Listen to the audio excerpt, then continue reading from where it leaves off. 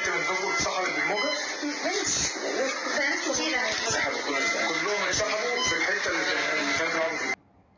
كشف محمود منقذ شاطئ أبو تلات في الإسكندرية تفاصيل حادث الغرق الذي وقع صباح يوم السبت، وأسفر عن مصرع 6 طالبات وإصابة 24 آخرين.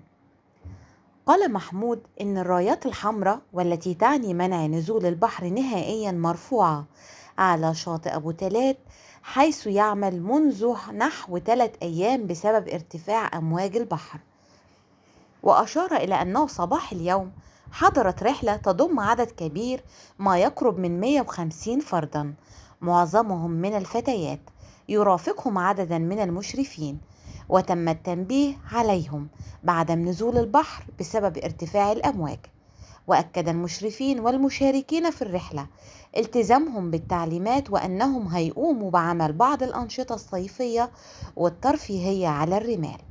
ولكن رغم التزام الجميع، فوجئنا بفتاة واحدة اتجهت للبحر ونزلت للمياه مخالفة التعليمات.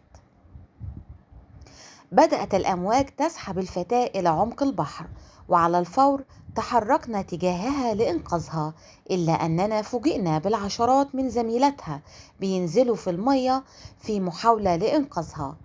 وأكد أن الجميع رفضوا سماع التحذيرات والخروج فورا من المياه، ما استدعى طلب النجدة من زملائنا المنقذين بالشواطئ المجاورة لمساعدتنا في إنقاذ هذا العدد الكبير. المفارقة إن البنت اللي تسببت في الحادث نجحنا في إنقاذها بينما مات الآخرين.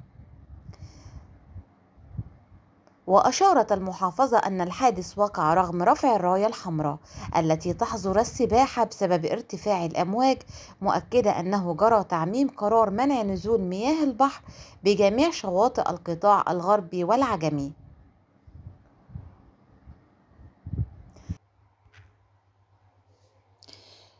كان قد شهد شاطئ أبو تلات غرب الإسكندرية حالات غرق جماعي لفتيات من محافظة سوهاج، كانوا في معسكر صيفي تابع لإحدى الجهات، وعقب نزولهم لمياه البحر جرفتهم الأمواج، وتم إنقاذ وانتشال 26 فتاة غرقى، منهم 6 فيما لا يزال البحث عن آخرين في مياه البحر.